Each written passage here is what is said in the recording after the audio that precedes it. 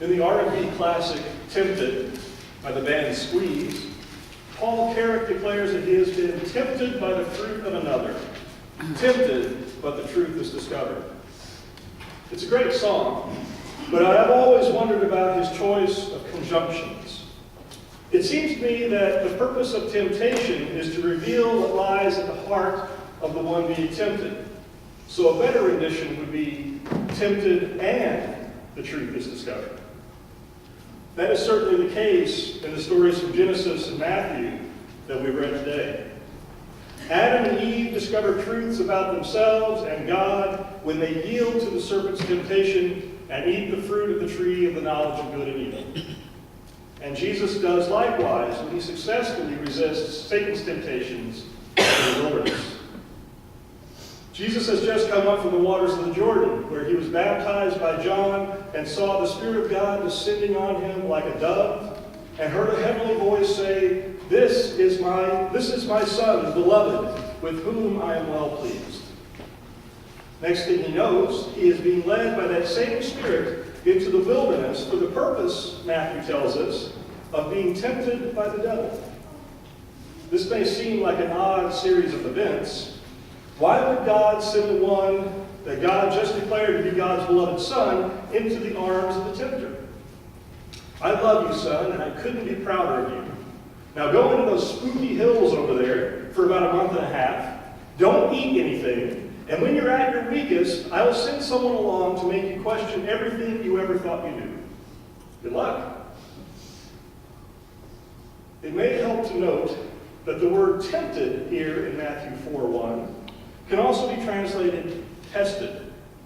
Jesus goes into the wilderness to be tested because, as the townspeople in Mark Twain's famous short story, The Man Who Corrupted Hadleyburg, find out, an untested virtue is weak, and an untried faith is bound to fail in the moment of truth. It is instructive, I think, that in Matthew's version of the Lord's Prayer, the line that we recite each week, and did again this morning, lead us not into temptation, the NRSV translates as, do not bring us into the time of trial. Jesus presumably tells his disciples to pray this way because the memory of his own time of trial is fresh in his mind, and he would save them from a similar ordeal if he could. It's no fun to have doubt cast on everything you thought you believed, and to have to sort out what's true and what's a lie under serious duress. Refined gold is pure, bright, and beautiful. But to get that way, it has to go through fire. Jesus' trial has to do with his identity and his mission. Fresh off the spiritual high of his baptism, when he had the strongest sense of well-being and of God's approbation, so much so that he thought he heard an audible voice telling him that he is God's beloved child and that God takes great pleasure in him, he finds himself thrust into this desert experience that has called all of it into question. After fasting for 40 days, seeking in vain for a renewal of that sense of God's nearness, he has begun to doubt the whole episode. How presumptuous he had been, a poor laborer from Nazareth, a nobody, to think he was anything special to God. Perhaps he was guilty of the sin of pride. But then, that voice had been so clear, the vision so real. Could he have got it that wrong? Wrestling with these conflicting thoughts and listening to his stomach growl, Jesus begins to think, maybe I can kill two birds with one stone, so to speak. Many of the stones in those hills above the Jordan Valley resemble in size and shape loaves of bread. Why not satisfy his curiosity about his identity and his hunger at the same time? If he really is the Son of God, couldn't he turn these loaf-like stones into real loaves and get his answer to both questions at once? His parched mouth begins to water at the mere prospect. He is just about to test out his theory when some inner voice of misgiving makes him pause. Jesus has believed from an early age that he has some destiny to fulfill in service to God. He's not sure what it is, but that sense of mission has sustained him since he was a child. It's what brought him to the Jordan in the first place, to learn from John and to undergo baptism by his hand. And it always kept his nose to the grindstone, studying the Hebrew Scriptures while most of his friends had forsaken the classroom to play legionnaires and barbarians out in the dusty street. Now a memory from those hours of study rises in his mind, a verse from Deuteronomy. One does not live by bread alone, but by every word that comes from the mouth of God. Remembering that helps him to resist the urge to assuage both his physical hunger and his curiosity about his identity. The unfortunate thing about temptation, however, is that there is no such thing as a final victory. When you succumb, you know you've lost, but to win, you have to keep on resisting. It's a lot like an alcoholic in recovery. You have to live one day at a time. You have to take one test at a time. It's the same with Jesus. No sooner has he successfully resisted the stones into bread temptation than another thought comes to his mind. Or one could say that it's the same test in a different form. This time, Jesus travels in a vision to the temple in Jerusalem and pictures himself on the highest spot, the pinnacle. He thinks of Psalm 91, which says, God will command the angels concerning you to guard you in all your ways. On their hands they will bear you up, so that you will not dash your foot against the stone. He knows that the psalm refers to Israel, God's treasured possession, but he wonders if it might not also refer to him specifically as this beloved Son of God. What better way to prove once and for all that the voice he heard was real than to hurl himself into space, trusting the angels to catch him? If they do, he will know for sure that he is God's chosen one. If they don't, he supposes he will know for sure that he's not, at least in that split second before he hits the pavement. Either way, this terrible uncertainty will be at an end. And if the angels do catch him, what a way to kick off this messianic mission. A spectacle like that could win a following that would give even the procurator, Pontius Pilate, reason to fear. But again, that nagging voice in the back of his head speaks up, calling to mind another verse from Deuteronomy. Do not put the Lord your God to the test, as you tested him at Massah. Massah is where the Israelites complained to Moses that they have no water. This just after God has answered their complaints about having no food by sending manna from heaven. Massah is synonymous with faithlessness and ingratitude. It suddenly occurs to Jesus that even if the angels catch him, he will have failed the test by putting God to the test. At Massah, God does provide people with water, but not one of that generation ends up entering the promised land. What good would it do, Jesus thinks, to prove to himself that he is God's beloved if in doing so he invalidates the very relationship he is trying to ensure? He doesn't jump. The seed for the third temptation, or test, is planted the moment Jesus hears the voice from heaven. You are my beloved Son. Jesus knows from his study of the Scriptures that the kings of Israel and Judah are often referred to as sons of God. Throughout his 40 days of fasting and meditation, he has kept coming back to that idea. Maybe the voice meant to tell me that I am a king, he thinks. And if I am a king, then I should have a kingdom. So he laboriously climbs in his weakened state to the top of a ridge from which he can look down on the Jordan Valley, with its pasture lands and its towns. He follows the silvery thread of the river southward, and in the faint distance he sees the shimmering gold and marble of the temple and the ancient capital of his people, Jerusalem.